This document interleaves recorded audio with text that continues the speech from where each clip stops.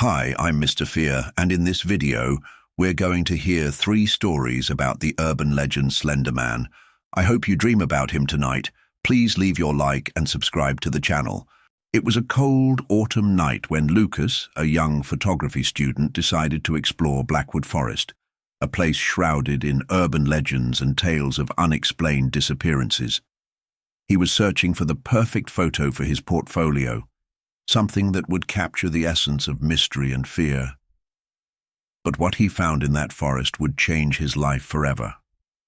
The forest was silent, so silent that the sound of his own footsteps seemed to echo like thunder.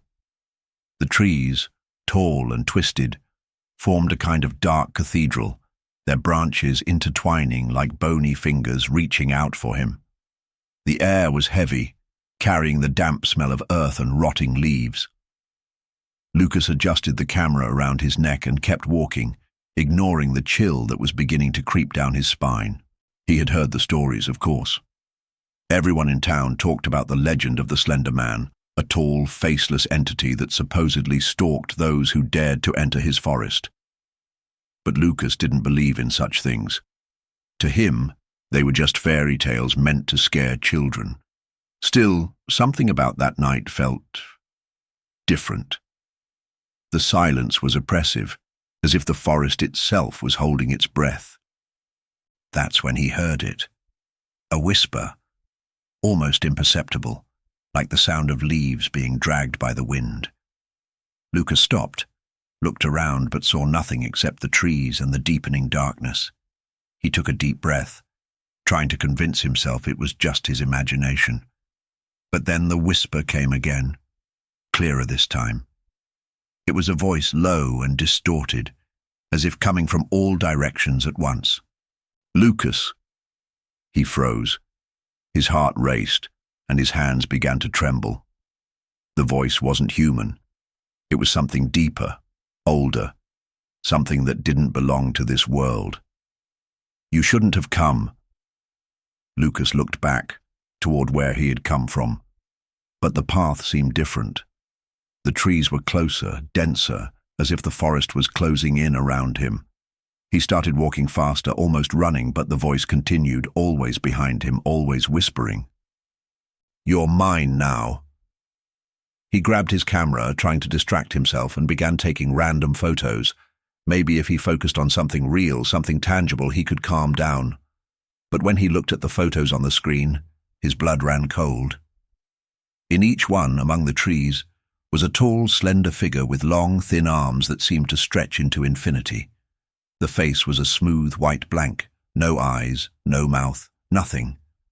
The Slender Man. Lucas started to run, but the forest seemed to stretch on forever. The trees twisted and contorted around him as if they were alive. The voice was now a chorus of whispers, echoing in his mind, driving him mad. "You can't escape." He tripped and fell, and when he looked up, the figure was standing in front of him, motionless, silent. The entity didn't move, but Lucas felt an invisible force lifting him off the ground, pulling him up like a puppet. He screamed, but the sound was swallowed by the darkness. And then everything went black.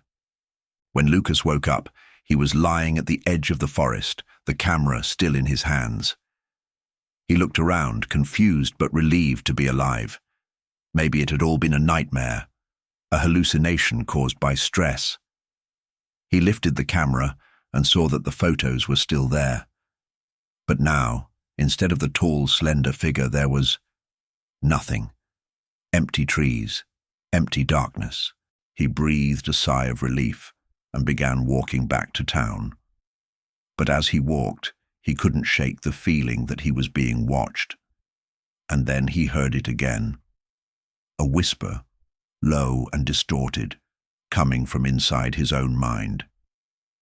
"You're mine now." Lucas stopped, looked back, and saw it.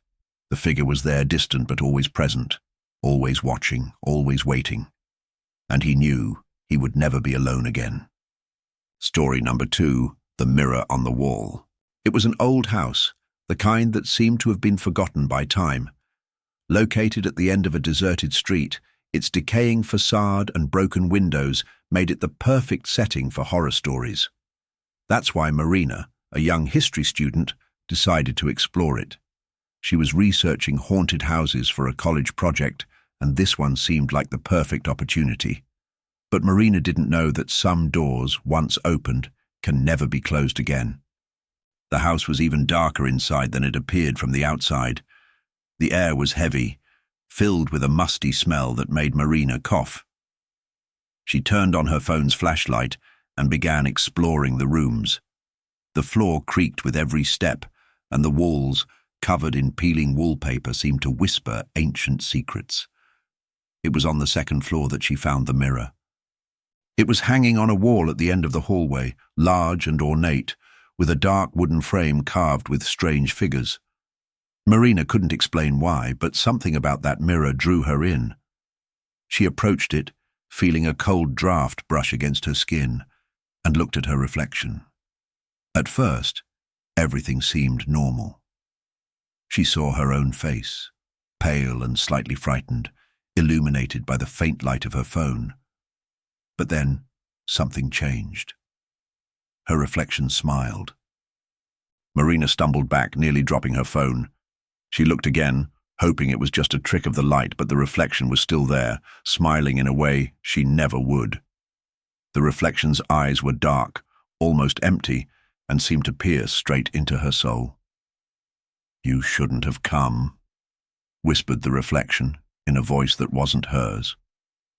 Marina screamed and ran down the stairs, but the sound of laughter echoed behind her, growing louder and louder. She tried to leave through the front door, but it was locked.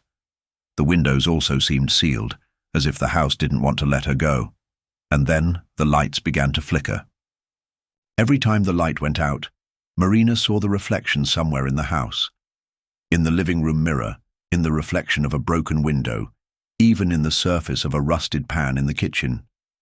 The smile never faded, and the dark eyes seemed to follow her every move. "You're mine now," the voice whispered again, coming from all sides at once. Marina tried to hide in a closet, but when she opened the door, the reflection was there, waiting for her. She ran to the basement, but the same thing happened. Wherever she went, the reflection was there, always smiling, always watching. Finally, exhausted and desperate, Marina returned to the second floor, where the mirror still hung. She looked into it, and the reflection reached out its hand, as if trying to touch her. Marina felt a force pulling her into the mirror, and before she could react, she was dragged inside. When the rescue team arrived at the house days later, they found no trace of Marina. The only thing they found was the mirror, still hanging on the second floor wall. And if you look closely at just the right angle, you can see the reflection of a young woman, pale and frightened, pounding on the surface of the glass, trying to escape. But her reflection, the real reflection, is still out there. And it's smiling. Story number 3, The Ice Forest. The winter was merciless in the Blackridge Mountains when the Miller family decided to spend the weekend in an isolated cabin, deep within the ice forest. Thomas, the father, sought a retreat away from the chaos of the city. Clara, his wife, wanted to feel the peace that only nature could provide. And Emily, just 8 years old, dreamed of playing in the snow, shaping snowmen and white angels on the frozen ground. But that forest wasn't a refuge. Not for them. The car creaked as it made its way along the snow-covered trail, the headlights barely illuminating the ghostly road. The trees, twisted and heavy with ice, seemed to arch over to watch the newcomers. The snowstorm grew stronger, swallowing the world around them, silencing everything. Thomas stopped the car in front of the cabin. The cold air burned his lungs as he stepped out and slammed the door. "Let's get inside quickly," Clara murmured, hugging herself to stop the shivering. "This fog is too thick." Emily, excited, ran ahead, leaving fleeting footprints in the soft snow. But then she froze. Her smile faded. There, among the trees, a figure stood, tall, thin, unnaturally elongated, with arms that seemed to stretch endlessly between the darkened trunks. The face, there was no face, just a smooth white void, like a broken mirror reflecting nothingness. "Daddy," Emily called, her voice small and fragile. "There's someone there." Thomas looked, furrowing his brow, but all he saw was the lazy sway of branches and the fog swirling through the snow. "There's no one there, sweetheart. It must have been a log or a shadow. Come on." But Emily kept staring. The thing had moved, not walked, not shifted like something alive, just glided. And then a whisper. Low, distorted, inside her mind. "Emily." She screamed and ran inside the cabin. The family gathered around the fireplace trying to warm up. But the cold seemed to seep into their bones, into the walls, into the air. Thomas tried to turn on the radio, but there was only static. Clara peered out the window, but all she saw was a white void, the snowstorm turning the world into an endless veil. "Did you hear that?" Emily asked suddenly, her eyes wide. "Hear what, sweetheart?" Clara leaned toward her. The whisper. It called my name. Thomas and Clara exchanged an uneasy glance. He swallowed hard. Blackridge had its legends, old stories about the faceless thing, a spectre that hunted those who dared enter the wrong forest. That's when the lights flickered. "Thomas." The voice didn't come from a specific corner. It came from all sides. It came from within. Thomas paled. "Clara, we grab Emily and leave, now." They ran to the door. It was locked. The windows too, as if the cabin had turned into a coffin of wood and ice. The lights went out completely. And outside, in the snow, footsteps, slow, dragging. A shadow loomed against the window. Emily sobbed. Clara held her tightly, murmuring desperate promises. "You're mine now." The whisper became a silent roar. Thomas grabbed an axe near the fireplace. "Whoever you are, get out of here!" The door opened on its own. The figure was there, tall, motionless, waiting, the face expressionless, the arms long like living shadows. Thomas ran to attack it, but his feet were ripped from the ground. Invisible, a force lifted him into the air like a lifeless doll. He screamed, but the sound was swallowed by the darkness. Clara ran with Emily, but every door she opened led to the same place.